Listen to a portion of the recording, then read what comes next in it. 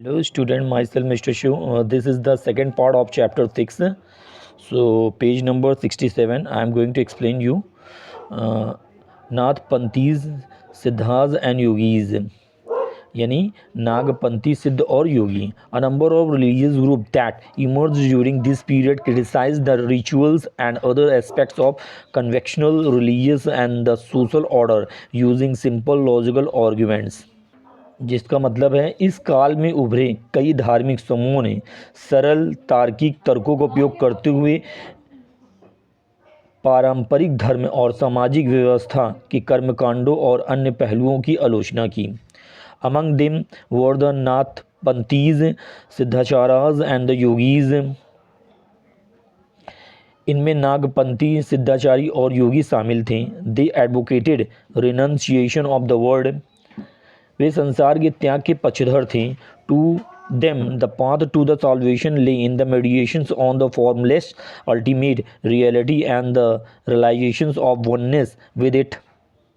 उनके लिए मोक्ष का मार्ग निराकार परम सत्य के ध्यान और उसके एक साथ एकत्व की प्राप्ति में निहित था. To achieve this they advocated intense training of the mind and the body through practices like yogasanas, breathing exercise and meditations. इसे प्राप्त करने के लिए उन्होंने योगासन, श्वास व्यायाम और ध्यान जैसे अभ्यासों के माध्यम से मन और शरीर के गहन प्रशिक्षण की वकालत की. These groups become the particular popular among the low caste. ये समूह के निम्न जातियों में विशेष रूप से लोकप्रिय थे. Their criticism of conventional religious created the group for devotional religion to become a popular force in the northern India. पारंपरिक धर्म की उनकी आलोचना ने उत्तर भारत में भक्ति धर्म के एक लोकप्रिय प्रभाव के रूप में उभरने का आधार तैयार किया. इस्लाम एंड सूफीज़्म. इस्लाम और सूफीवाद. The sons had much in common with the Sufis, so much so that it is believed that they adopted many ideas of each other. संत और सूफियों में बहुत कुछ समानताएं थीं, इतना कि ऐसा माना जाता है कि उन्होंने एक दूसरे के कई विचारों को अपनाया. Sufis were Muslims mystics. सूफी मुस्लिम रहस्यवादी थे. This rejected outward religiosity and emphasised love and devotions to God and compassions towards all fellow human beings. उन्होंने बाहरी धार्मिकता को त्याग दिया और ईश्वर के प्रति प्रेम और भक्ति तथा सभी साथी मनुष्यों के प्रति करुणा पर जोर दिया. इस्लाम प्रोपोगेटेड स्ट्रिक्ट मोनोथिज्म और सबमिशंस टू वन गॉड. इस्लाम ने कठोर एक ईश्वरवाद यानी एक ही ईश्वर है इस पर ज़्यादा प्रचार किया और इस पर ज़्यादा जोर दिया. In the 18th and 19th century, 8वीं और 9वीं सदी में religious scholars developed different aspects of the Holi law, शरीयत एंड थियोलॉजी ऑफ इस्लाम. 8वीं और 9वीं शताब्दी में धार्मिक विद्वानों ने इस्लाम के पवित्र कानून, शरीयत और धर्मशास्त्र के विभिन्न पहलुओं का विकास किया. While the religious of the Islam gradually became more complex, Sufis provided it with the additional dimensions that forwarded a more personal devotion to God. जहाँ इस्लाम धीरे धीरे अधिक जटिल होता गया, वहीं सूफियों ने इसे एक अतिरिक्त आयाम प्रदान किया जो ईश्वर के प्रति अधिक व्यक्तिगत भक्ति का पक्षधर था. The Sufis often rejected the elaborated rituals and codes of behaviour demanded by the Muslim religious scholars. They sought union with the God, much as a lover seeks his beloved with a disregarded for. सूफियों ने अक्सर मुस्लिम धार्मिक विद्वानों द्वारा मांगे गए विस्तृत अनुष्ठानों और आचार संहिताओं को अस्वीकार कर दिया. वे ईश्वर के साथ एकता की खोज उसी प्रकार करते थे जैसे एक प्रेमी अपनी प्रेमिकाओं की उपेक्षा करते हुए उसकी खोज करता है. Turn your page number next which is page number 68.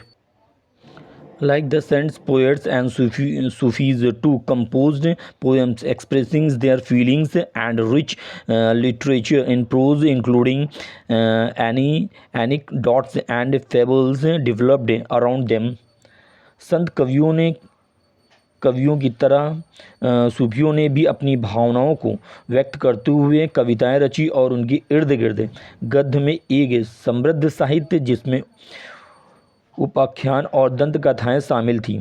Among the great Sufis of Central Asia with Ghazali, Rumi and Sadi, like the Nathpanthis, Siddhas and Yogis, the Sufis to believe that the heart can be trained to look at the world in a different way.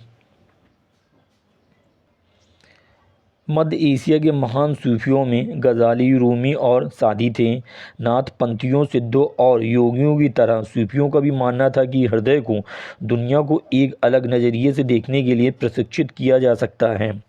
They developed elaborate methods of training using the zikr, chanting of name or scared formula, contemplations, sama, singings, rags, dancing, discussion of parables, breath control, etc. under the guidance of a master or the peer. उन्होंने एक गुरु या पीर के मार्गदर्शन में जिक्र, नाम या पवित्र सूत्र का जाप, चिंतन, समा, गायन, रक्स, नृत्य, दृष्टों की चर्चा, श्वास नियंत्रण आदि का उपयोग करके प्रशिक्षण की विस्तृत विधियां विकसित की। Thus emerged the silsilas as a spiritual genealogy of Sufi teachers, each following a slightly different methods, tariqa of instructions and rituals practice. इस प्रकार सिलसिले उभरे सूफी शिक्षकों की एक आध्यात्मिक वंशावली जिसमें से प्रत्येक ने शिक्षा और अनुष्ठान अभ्यास की एक अलग विधि तरीका पालन किया। Turn your page number next which is page number 69। A large number of Sufis from Central Asia settled in Hindustan from the 11th century onwards. 11वीं शताब्दी के बाद से एशिया में बड़ी संख्या में सूफी हिंदुस्तान में आकर के बस गए। This process was strengthened with the establishment of Delhi Sultanate Chapter 3 when several major Sufis central developed all over the subcontinent. Delhi सल्तनत अध्याय 3 की स्थापना के साथ यह प्रक्रिया और मजबूत हुई जब पूरे उपमहाद्वीपों में कई प्रमुख सूफी के केंद्र विकसित हुए। The Chishti silsila was among the most influential order. चिश्ती सिलसिला सबसे प्रभावशाली संप्रदायों में से एक था। It had a long line of teachers like Khwaja Moinuddin Chishti of Ajmer, Qutbuddin Bakhtiyar Kaki of Delhi, Baba and Farid of Punjab, Khwaja Nizamuddin Auliya of Delhi and Banda Nawaz Gisu Daraz of Gulbarga. इसमें अजमेर के ख्वाजा मोइनुद्दीन चिश्ती, दिल्ली की कुतुबुद्दीन बख्तियार काकी, पंजाब के बाबा फरीद, दिल्ली के ख्वाजा निजामुद्दीन औलिया और गुलबर्गा की बंदनवाज गिसुद राज जैसे गुरुओं की एक लंबी श्रृंखला थी। The Sufis masters held their assemblies in their खानगाहों और हॉस्पिसेस। सूफी गुरु अपनी सभाएं अपनी खानगाहों या धर्मशालाओं में आयोजित करते थे। Devotees of all descriptions including members of the royalties and nobility and the ordinary peoples flocked to these khanqahs. राजघरानों और कुलीन वर्गों के सदस्यों से लेकर आम लोगों तक सभी के भक्त इन खानखाओं में आते थे। They discussed spiritual matters, sought the blessing of the sons in solving their worldly problems, or simply attended the music and the dance seasons. वे आध्यात्मिक विषयों पर चर्चा करते, अपनी सांसारिक समस्याओं के समाधान के लिए संतों का आशीर्वाद लेते या बस संगीत और नृत्य शास्त्रों में भाग लेते। Often people attributed Sufi masters with miraculous powers that could relieve others of their illness and troubleness. अक्सर लोग सूफी गुरुओं को चमत्कारी शक्तियों से युक्त मानते थे और दूसरों को उनकी बीमारियों और परेशानियों से मुक्ति दिला सकती थे। मतलब ये सूफी संत में ये पावर होती थी कि अगर कोई बीमार वगैरह होता था तो लोगों को लगता था कि उनको उनकी बीमारियों को तो निजात दिला सकते हैं। द टॉम और दरगाह of Sufi sant became a place of pilgrimage to which thousands of people of all faith thronged. किसी सूफी संत की दरगाह या मजार तीर्थ स्थल बन जाती थी जहां सभी धर्मों के हजारों लोग आते थे। Turn your page number next, which is 70. Jalaluddin Rumi was a great 13th century Sufi poet from Iran who wrote in Persian. Jalaluddin Rumi 13वीं सदी के ईरान के एक महान सूफी कवि थे. Here is an expert from his work. यहाँ उनकी रचनाओं का एक प्रस्तुतिकरण उनका वर्क है. He was not on the cross of the Christians, I went to the Hindu temple. वह ईसाइयों के क्रूज पर नहीं था, मैं मंदिर गया. I went to the Hindu temple, मैं हिंदुओं के मंदिर पर गया. In none of them was there any sign, वहाँ पर कोई भी साइन देखने को चिन्ह नहीं था. ही was not an the height और इन द लो लैंड्स, वे ना तो ऊंचाई पर और ना ही निचले इलाकों पर. I went to the Kaaba of Mecca, मैं मक्का के काबा में गया.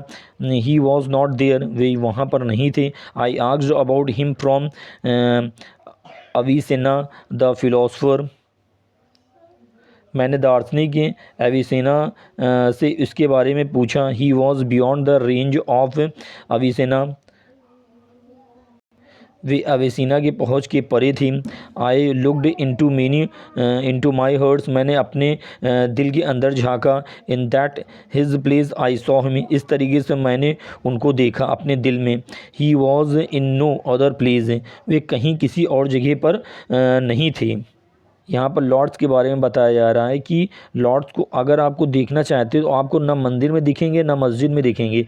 वो अगर आप देखना चाहते हो तो वो मन की एक सोच होती है जिसको आप अपने हृदय में तलाश कर सकते हैं. Okay.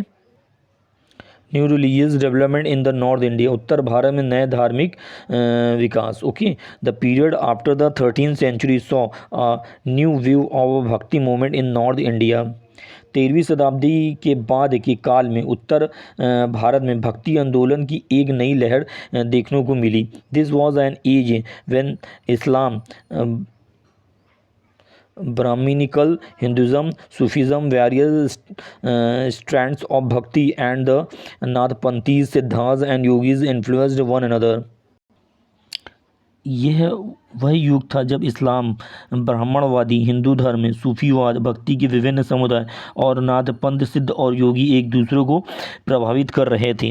We saw that new kingdoms chapter 2, 3 and 4 were emerging, हमने देखा कि नए नए राजा जो कि चैप्टर 2, 3 और 4 में, ठीक है, वर इमर्जिंग हैं, आ रहे थे. And people were taking up new professions, और लोग नए नए प्रोफेशंस को अपना रहे थे. And finding new rules for themselves, और अपने आप को नए नए रूल्स में पा रहे थे. Such peoples specially crafts persons, peasants, traders and labourers thronged to listen to these new saints and spread their ideas. ऐसे लोग, खासकर शिल्पकार, किसान, व्यापारी और मजदूर, इन नए संतों को सुनने और उनके विचारों का प्रचार करने के लिए उमड़ पड़े.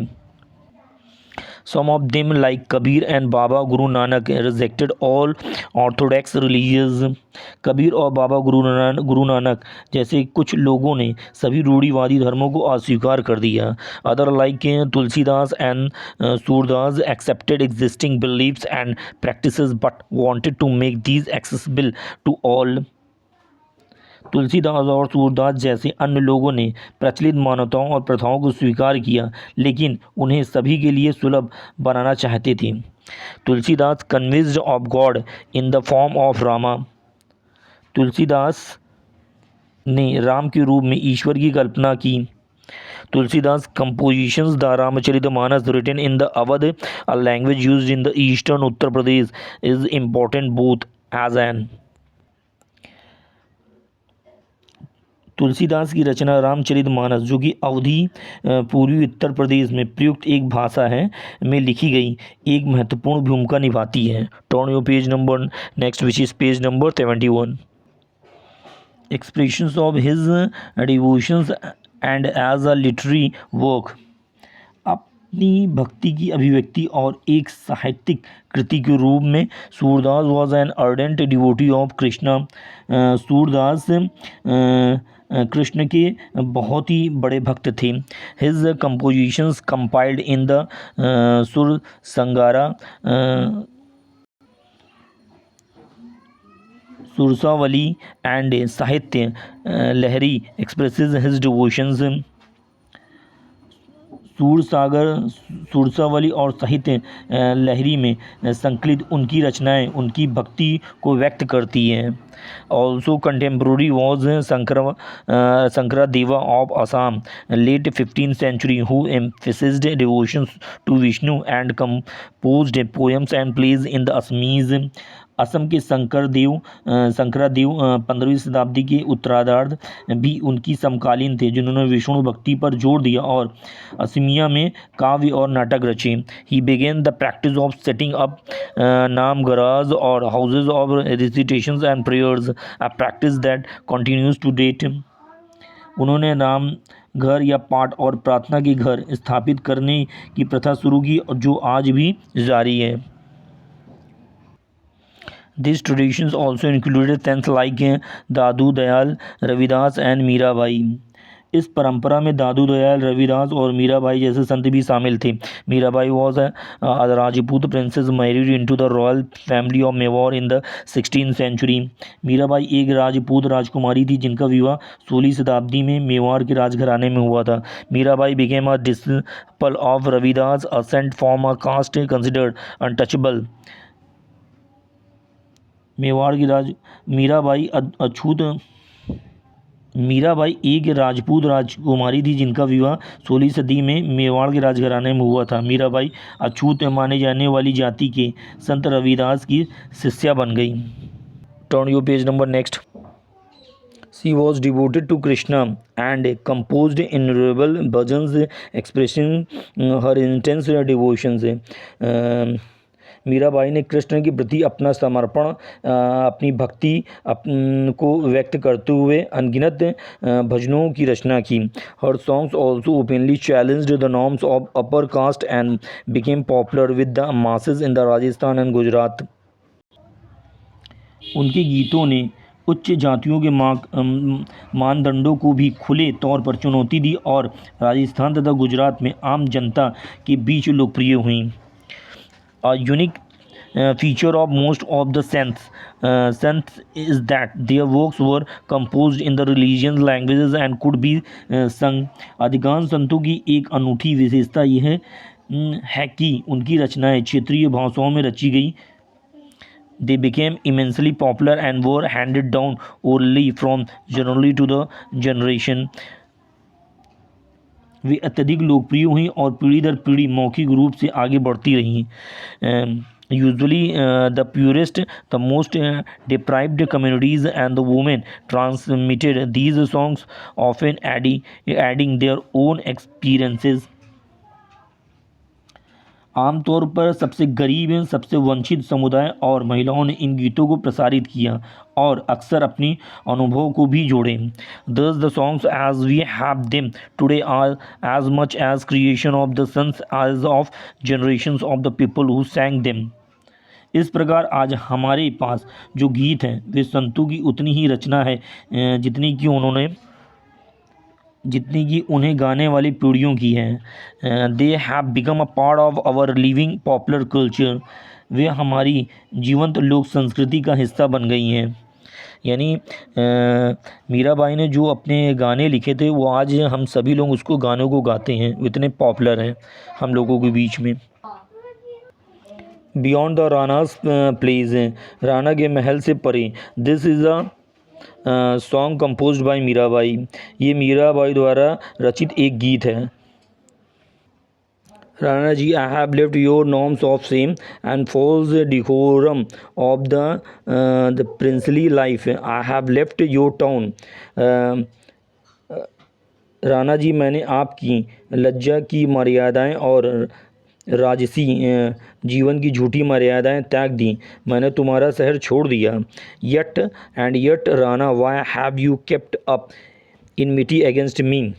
फिर भी राणा, आपने मुझसे शत्रुता क्यों रखी?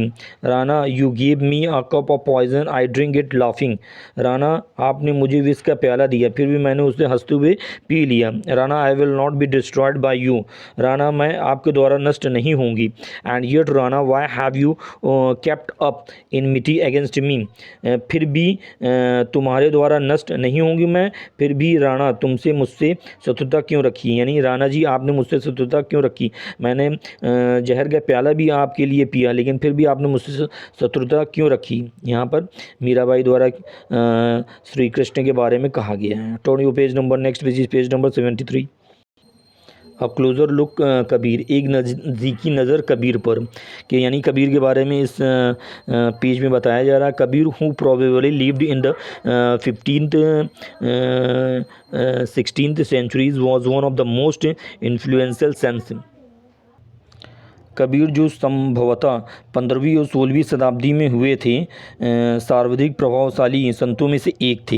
He was brought up in a family of Muslims, Julahas or weavers settled in or near in the city of Banaras, currently Banarasi। उनका पालन पोषण बनारस वाराणसी शहर में से या उनके आसपास बसे हुए एक मुस्लिम जुलाहा या बुनकर परिवार में हुआ था। We have little reliable information about his life. उनके जीवन के बारे में हमें बहुत कम विश्वसनीय जानकारी मिलती है। We get to know of his ideas from a vast collection of verses called sakhis and pads set to have been composed by him and sung by wandering bhajan singers। उनके विचारों का ज्ञान हमें सखियों और पदों और नामक छंदों के विशाल संग्रहों से मिलता है, जिनके बारे में कहा जाता है कि वे उनके द्वारा रचे गए हैं थे और घुमंतु भजन गायकों द्वारा गाए गए थे। Some of these were later collected and preserved in the Guru Granth Sahib, पंचवानी and बीजक। इनमें से कुछ को बाद में गुरु ग्रंथ साहिब, पंचवाणी और बीजक में संग्रहित संरक्षित किया गया है। In the search of true lord, सच्चे प्रभु की खोज में। Here is a composition of Kabir, Kabir की एक रचना यहाँ प्रस्तुत होते हुए। O Allah, Ram present in all living beings, have mercy on your servants. हे अल्लाह, राम सभी जीवों में विद्यमान, हे प्रभु अपने सेवकों पर दया करो। Why bump you head on the ground, why bath your body in water. You kill and you call yourself humble, but your vices you conceal। अपना सिर जमीन पर क्यों टकराते हो, अपने शरीर को पानी में क्यों नहलाते हो? तुम हत्या करते हो और खुद को विनम्र कहते हो, लेकिन अपनी बुराइयों को छुपाते हो। 24 times and Brahmana keeps the Ekadashi fast. ब्राह्मण 24 बार एकादशी का व्रत रखता है। While the qazi observes the Ramzan, tell me why does he set aside the 11 months. जबकि काजी रमजान का पालन करता है, मुझे बताओ कि यह 11 महीने क्यों अलग रखता है। To seek spiritual fruit in the 12th, 12 में आध्यात्मिक फल की तलाश करने के लिए। Hari dwells in the east, they say and Allah resides in the west, search for him in your herd, in the herd of your herd। वे कहते हैं कि हरि पूर्व में रहता है और अल्लाह पश्चिम में रहता है, उसे अपने हृदय के अंदर में खोजो। There he dwells, Rahim Ram, वहाँ वह निवास करता है, राम रहीम। मतलब यहाँ पर कबीरदास कहते हैं कि अगर आपको ईश्वर को खोजना है तो वो आपको कहीं और नहीं मिलेंगे, वो आपको आपके दिल में मिलेंगे। Kabir teachings were based on a complete, indeed vehement rejections of the major religious traditions.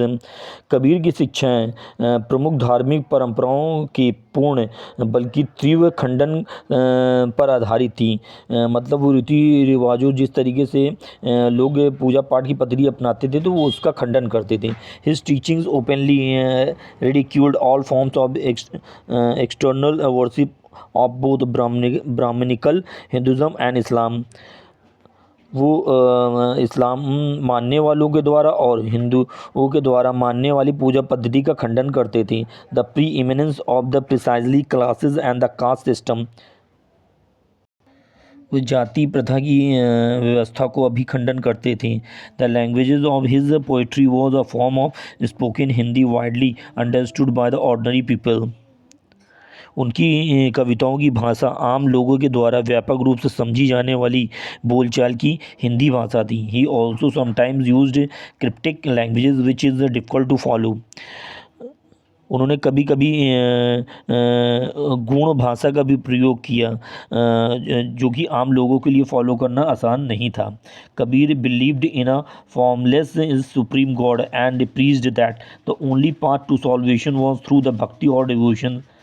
Kabir का ये मानना था कि केवल और केवल एक ही ईश्वर है जो जिसको हम देख नहीं सकते हैं और भक्ति का मार्ग सिर्फ भक्ति से प्राप्त किया जा सकता है, यानी ईश्वर को हम केवल भक्ति के माध्यम से प्राप्त कर सकते हैं। Kabir Drew his followers from among both Hinduism and Muslim से। कबीर के फॉलोअर्स में हिंदू और मुसलमान दोनों थे, यानी इनको हिंदू और मुस्लिम दोनों मानते थे। अ क्लोज़र लुक बाबा गुरु नानक। बाबा गुरु नानक के बारे में यहाँ पर विस्तृत विवरण बताया गया है, एक करीबी नज़र दिया गया है गुरु नानक साहब के बारे में।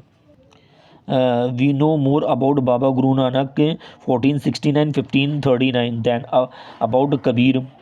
कह रहा है कि हम गुरु नानक के साहब के बारे में बहुत ज़्यादा जानते हैं कबीर की तुलना में। बॉर्न इन तलवंडी, जिनका जन्म यानी गुरु नानक का जन्म जो है तलवंडी में हुआ था। ननका साहिब इन पाकिस्तान, जो कि आज पाकिस्तान में ननका साहिब के नाम से जाना जाता है। He travelled widely before establishing a centre of Kartarpur. उन्होंने बहुत जो है वाइडली जो है ट्रेवल्ड किया है जो कि करतारपुर के मध्य में। Dera Baba Nanak on the river Ravi, regular worships that consisted of the singing of his own hymns was established there for his followers.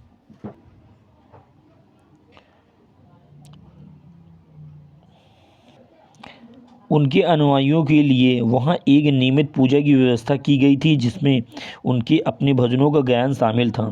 Irrespective of their formers creed, caste और gender, his followers eat together in the common kitchens langar.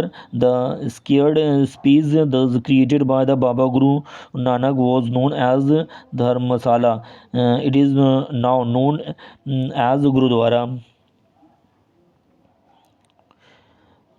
उनके अनुयायी, चाहे उनका पूर्व पंथ, जाति या लिंग कुछ भी हो, एक ही रसोई यानी लंगर में एक साथ भोजन करते थे। बाबा गुरु नानक द्वारा एक प्रकार निर्मित पवित्र स्थान को धर्मशाला के नाम से जाना जाता था, अब उन्हें गुरुद्वारा के नाम से भी जाना जाता है। बिफोर हिज डेथ इन 1539, 1539 में उनकी मृत्यु से पहले Baba Guru Nanak appointed one of his followers as his successor. Baba Guru Nanak ने अपने एक अनुयायियों को अपना उत्तराधिकारी नियुक्त कर दिया था। हिज नेम वॉज लहना, उनका नाम लहना था।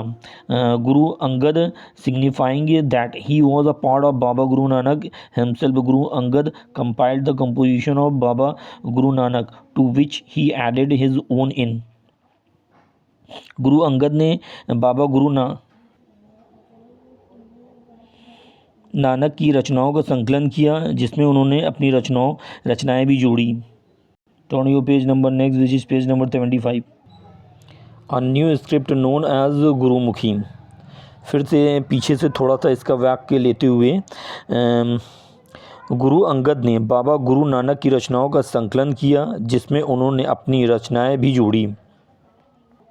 गुरुमुखी नामक एक नई लिपि, यानी उनकी जो है रचनाओं में गुरुमुखी नामक एक नई लिपि उन्होंने जोड़ दी गुरु अंगद ने। Okay, the three successor of Guru Angad also wrote under the name of Nanak's and all of their compositions were compiled by Guru Arjan in 1604। गुरु अंगद ने तीनों उत्तराधिकारियों मतलब इनके जो तीनों उत्तराधिकारी थे ने भी ना जो है रचनाएं रची, जो कि 1604 में रची थी। ठीक है, संकलित किया था। To this compilations were added the writings of other figures like Sheikh Farid, Sant Kabir, Bhagat Namdev and Guru Tegh Bahadur। इस संकलन में शेख फरीद, संत कबीर, भगत नामदेव और गुरु तेग बहादुर जैसी अन्य हस्तियों की रचनाएं भी शामिल थीं। इन 1706 this compilations was authenticated by Guru Tegh Bahadur's son and successor Guru Gobind Singh। It is now known as Guru Granth Sahib, the holy scriptures of Sikhs। 1706 में इस संकलन को गुरु तेग बहादुर ने बहादुर के पुत्र और उत्तराधिकारी गुरु गोविंद सिंह ने प्रमाणित किया। अब इन सिक्कों के पवित्र गुरु ग्रंथ साहिब के नाम से जाना जाता है, यानी सिक्कों का जो पवित्र ग्रंथ है वो क्या है, हमारा गुरु ग्रंथ साहिब है। ठीक है। The number of Baba Guru Nanak's followers increased through the 16th century under his successors। 16वीं शताब्दी में बाबा गुरु नानक के अनुयायियों की संख्या उनके उत्तराधिकारियों के शासनकाल में बढ़ती रही। They belongs to the number of caste but traders, agriculture, artisans and craftsman predominated. वे कई जातियों से संबंधित थे, लेकिन उनमें व्यापारी, कृषक, कारीगर और शिल्पकार प्रमुख थे। This may have something to do with Baba Guru Nanak's insistence that his followers must be householders and should adopt productive and useful occupations. They were also expected to be contribute to the general funds of the community of followers। इसका कारण संभवतः बाबा गुरु नानक का यह आग्रह था कि उनके अनुयायी गृहस्थ रहें और उत्पादक एवं उपयोगी व्यवस्थाएं अपनाएं। उनसे ये भी अपेक्षा की जाती थी कि वे अनुयायी समुदाय के सामान्य कोष में योगदान दें, यानी जो कुछ भी हो सकता है वो दान के रूप में वो दें। ठीक है, फंड में। By the beginning of the 17th century, the town of the Ramdaspur, Amritsar, had developed around a central Gurudwara called Harmandar Sahib Golden Temple। 17वीं शताब्दी की शुरुआत तक रामदासपुर, जो कि आज अमृतसर के रूप में जाना जाता है, शहर हरमंदिर साहिब स्वर्ण मंदिर नामक केंद्रीय गुरुद्वारा के आसपास विकसित हो चुका था। It was virtually self governing and modern historians refers to the early 17th century Sikh community as a state within the state. ये वस्तुतः स्वशासित था और आधुनिक इतिहासकार 17वीं शताब्दी के आरंभिक सिख समुदाय को राज्य के भीतर एक राज्य कहते थे। The Mughal emperor Jahangir looked upon them as a potential threat and he ordered the execution of Guru Arjun इन 1606।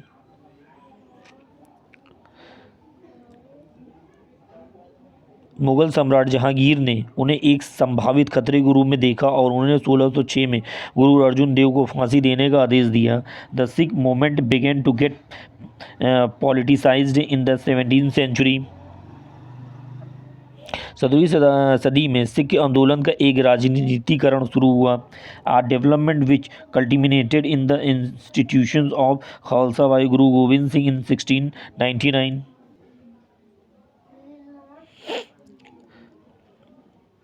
17वीं शताब्दी में सिख आंदोलन का राजनीतिकरण शुरू हुआ, जिनकी परिणति 1699 में गुरु गोविंद सिंह द्वारा खालसा पंथ की स्थापना के रूप में हुई। The community of the Sikhs called the Khalsa Panth and became a political entity. Sikh समुदाय, जिसे खालसा पंथ कहा जाता है, एक राजनीतिक इकाई बन गया। The changing historical situations during the 16th and 17th century influenced the development of the Sikh movement। 16वीं-17वीं शताब्दी के दौरान बदलती हुई ऐतिहासिक परिस्थितियों ने सिख आंदोलन के विकास को प्रभावित किया। Turn your page which is page number 76। The ideas of Baba Guru Nanak had a huge impact on this development from the very beginning। बाबा गुरु नानक के विचारों का इस विकास पर आरंभ से ही प्रभाव रहा। He emphasized the importance of the worship of one God। उन्होंने एक ईश्वर की आराधना के महत्व पर बल दिया। He insisted that caste, creed and gender were irrelevant for attaining liberation। उन्होंने इस बात पर जोर दिया कि मोक्ष प्राप्ति के लिए जाति, पंथ या लिंग अप्रासंगिक हैं। His ideas of liberation was not that of a state of inner bliss, but rather the pursuit of active life with the strong sense of social commitment। उनकी मुक्ति की अवधारणा जड़ आनंद की स्थिति नहीं बल्कि सामाजिक प्रतिबद्धता की प्रबल भावनाओं के साथ सक्रिय जीवन की खोज थी। His himself used the term नाम, धन एंड इंसान स्नान for the essence of his teachings, which actually meant right worship, welfare of others and purity of conduct।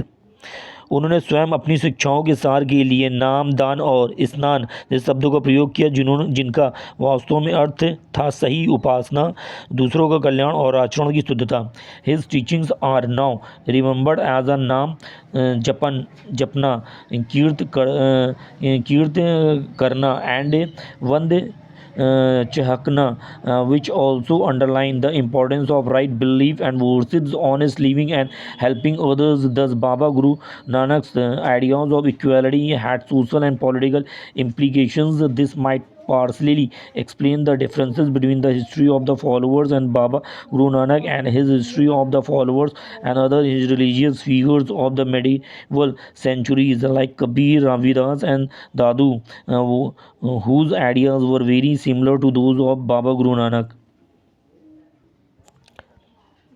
उनकी शिक्षाओं को अब नाम जपना, कीर्तन करना और कर्म कांडों के रूप में याद किया जाता था, जो सही विश्वास और उपासना, ईमानदारी से जीवन जीने और दूसरों की मदद करने के महत्व को भी रेखांकित करती थी। इस प्रकार बाबा गुरु नानक के समानता के विचारों के सामाजिक और राजनीतिक निहितार्थ थे।